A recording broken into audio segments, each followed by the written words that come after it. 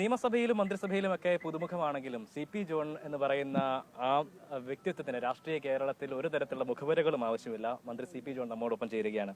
Minister, ഈ വകുപ്പിന്റെ കാര്യത്തിലൊക്കെ തർക്കങ്ങൾ ഉണ്ടായിരുന്നു, പൂർത്തിയായിട്ടില്ല എന്നൊരു കാര്യമുണ്ടായിരുന്നു. വകുപ്പിന്റെ കാര്യത്തിൽ ധാരണയാക്കിയോ? മുഖ്യമന്ത്രിയാണത് പറയേണ്ടത്.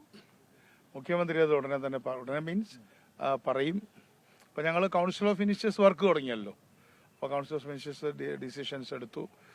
തീരുമാനമെടുക്കാൻ ഓരോ മന്ത്രിക്കും വകുപ്പുകളുടെ ആവശ്യമില്ല. വകുപ്പുകളെല്ലാം മുഖ്യമന്ത്രിയുടെയാണ്, അദ്ദേഹത്തിൻ്റെ പ്രെറോഗേറ്റീവാണ് എല്ലാവർക്കും കൊടുക്കുന്നത്.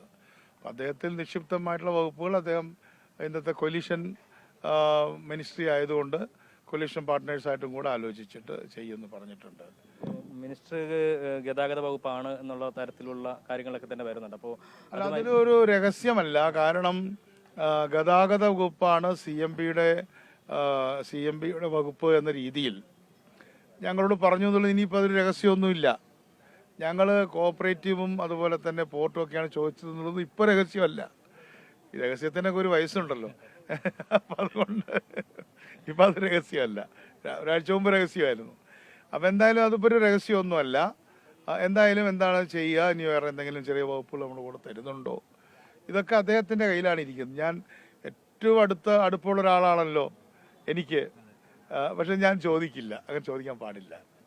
ഈ പൊതുഗതാഗത സംവിധാനം എന്ന് പറയുന്നത് മിനിസ്റ്റർ നേരത്തെയും പറഞ്ഞിട്ടുണ്ട്. അപ്പോൾ ഈ ഒരു നാടിൻ്റെ തന്നെ ഒരു വികസനത്തിൻ്റെ അളവുകോലായിട്ട് പറയും. നമ്മളിപ്പോൾ പുറമെ പോയി കഴിഞ്ഞാൽ പോലും കൂടെ ഈ പൊതുഗതാഗത സംവിധാനം വലിയ രീതിയിൽ വികസിപ്പിക്കുകയും അനുസരിച്ചുള്ള നടപടികളൊക്കെ ഉണ്ടാകുന്നുണ്ട്. നമുക്ക് പക്ഷേ ആ നിലയ്ക്കൊരു വളർച്ചയിലേക്ക് എത്താനായിട്ട് നമ്മൾ ഇനി എത്രമാത്രം കാത്തിരിക്കണം? അതൊരു വലിയ ചാലഞ്ചാണ്. നമ്മുടെ പൊതുഗതാഗതം താഴത്തേക്ക് പോയത് വാസ്തവത്തിൽ പൊതുമണ്ഡലത്തിൽ മാധ്യമങ്ങളെ കുറ്റം പറയാനും മാധ്യമങ്ങൾ അതൊരു വലിയ വിഷയമാക്കിയെടുത്തില്ല. ഞാൻ നേരത്തെ കണക്ക് ഞാൻ പറഞ്ഞല്ലോ. 30,000 ബസ്സുകൾ 8,000 കുറഞ്ഞു. കോവിഡ് വന്നപ്പോൾ തകർന്നടിഞ്ഞു. KSRTC 6,000 എന്നുള്ളത് 2,500 3,000 കുറഞ്ഞു. അപ്പോൾ എത്ര ബസ്സാണ് കുറഞ്ഞത്? 25,000 ബസ് കുറഞ്ഞു കേരളത്തിൽ. ഇത്രയും റോഡ് സൗകര്യങ്ങൾ ഇല്ലാത്ത കാലത്ത് 25,000 ബസ് കൂടെ ഉണ്ടായിരുന്നു അല്ലേ? അപ്പോൾ അത് വലിയൊരു തകർച്ചയായിരുന്നു. അപ്പോൾ അത് നമ്മൾ വേണ്ട രീതിയിൽ ശ്രദ്ധിച്ചിട്ടില്ല. അപ്പോൾ ആ സാഹചര്യത്തിൽ പബ്ലിക് ട്രാൻസ്പോർട്ടിനെ ശക്തിപ്പെടുത്തും. ആ പബ്ലിക് ട്രാൻസ്പോർട്ടിനെ ശക്തിപ്പെടുത്താനുള്ള വിവിധ മാർഗങ്ങളുണ്ട്. അതൊക്കെ ഒരു ഓപ്പണായിട്ട് ഈ രാഹുൽ ഗാന്ധി കൊണ്ടുവന്ന ഈ പെട്ടെന്നാണല്ലോ അദ്ദേഹം പ്രഖ്യാപിച്ചത് ഇന്ദിരാ ഗ്യാരണ്ടി. ആ ഗ്യാരണ്ടിയുടെ ഏറ്റവും വലിയ പ്രത്യേകത പബ്ലിക് ട്രാൻസ്പോർട്ട് എന്ന വിഷയം. ഇപ്പോൾ നിങ്ങൾ എന്നോട് കൂട്ടത്തോടും ഒറ്റയ്ക്കായി ചോദിച്ചുകൊണ്ടിരിക്കുകയാണ്. അരമണിക്കൂറായിട്ട് ഞാൻ പ്രസംഗിച്ചുകൊണ്ടിരിക്കുകയാണ്. അത് നമ്മുടെ അജണ്ട, പൊതുമണ്ഡലത്തിൻ്റെ മേശപ്പുറത്ത് പബ്ലിക് ട്രാൻസ്പോർട്ട്, KSRTC അല്ല, പബ്ലിക് ട്രാൻസ്പോർട്ട് എന്ന വിഷയം വന്നിരിക്കുകയാണ്. അത് UDF ആണ് ചെയ്തിട്ടുള്ളത്. അപ്പോൾ ഞാൻ നേരത്തെ പറഞ്ഞതുപോലെ ഒരു രോഗിക്ക് ആശുപത്രിയിലെത്താൻ ബസ് വേണം, ഓട്ടോറിക്ഷ വിളിക്കാൻ പൈസയില്ല. അപ്പോൾ ഇന്ന് പോകണ്ടെന്ന് പറഞ്ഞ് 3 ദിവസം പോയിരുന്നാൽ ചുമ എന്നുള്ളത് ചിലപ്പോൾ പനി എന്നുള്ളത് ടൈഫോയിഡ് ആവും. അപ്പോൾ നമ്മൾ അവരോട് പൊക്കോളം പറയണം. വീട്ടമ്മമാരല്ലേ ഇതൊക്കെ ചെയ്യുന്നത്, ലൈക്ക് ദാറ്റ്. അപ്പോൾ അത് വലിയൊരു പുരോഗതിയാണ്. ഈ BSNL കുറിച്ച് പറയും, കണക്റ്റിംഗ് ഇന്ത്യ എന്ന് പറയും. നമ്മൾ അത്തരത്തിലൊരു പോയിന്റ് ടു പോയിന്റ് സർവീസുകൾ, നമുക്ക് മെട്രോ ഉണ്ട്, അപ്പോൾ ആ എയർപോർട്ടുകളുണ്ട്. അപ്പോൾ നമുക്ക് അവിടേക്കൊക്കെ ഈ ഇതിന്റെ ആക്സസ് എന്ന് പറയുന്നത് പലപ്പോഴും കുറവായിട്ടാണ്. അപ്പോൾ അത് ശ്രദ്ധയിലുണ്ടോ? തീർച്ചയായിട്ടും. അത് ലാസ്റ്റ് മൈൽ എന്ന് പറയും. ഇപ്പോൾ ഒരു എയർപോർട്ടിൽ ഒരാൾ വന്നിറങ്ങി, അപ്പോൾ അയാൾക്ക് പോകാൻ ടാക്സി ഉണ്ട്. നമ്മൾ ടാക്സികൾക്കെതിരൊന്നുമല്ല, ടാക്സി സർവീസസ് ഉണ്ട്, അതേപോലെ തന്നെ ബസ്സുണ്ട്.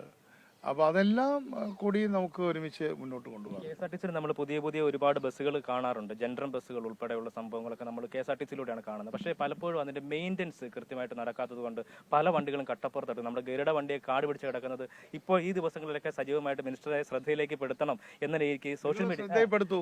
ആ നിലയ്ക്ക് ബസ്സുകൾ കിടപ്പുണ്ട്. നിങ്ങൾ ശ്രദ്ധപ്പെടുത്തും, അതിന്റെ എല്ലാം ഫോട്ടോ എടുത്ത് ഇടണം. അതെല്ലാം സോഷ്യൽ മീഡിയയിൽ ഇപ്പോൾ ധവളപത്രം ഇറക്കിയല്ലോ UDF. ആ UDF-ന്റെ ധവളപത്രത്തിന്റെ കവർ സ്റ്റോറി ഈ ബസ് കാട് പിടിച്ച് കിടക്കുന്നതായിരുന്നു, കട്ടപ്പുറത്ത് എന്നായിരുന്നു. അതിനൊക്കെ ഒരു പരിഹാരം കാണുക എന്ന് പറയുന്നത് തീർച്ചയായിട്ടും അതിനൊക്കെ വലിയ പരിഹാരം കാണാവുന്നതാണ്. അതൊക്കെ ലോ ഹാങ്ങിങ് ഫ്രൂട്ട്സ് എന്ന് പറയും. എന്ന് വെച്ചാൽ ഒരു മാവിന്റെ താഴത്തെ ചില്ലയിലുള്ള മാങ്ങകളാണ്, പെട്ടെന്ന് പറിക്കാവുന്നേ ഉള്ളൂ.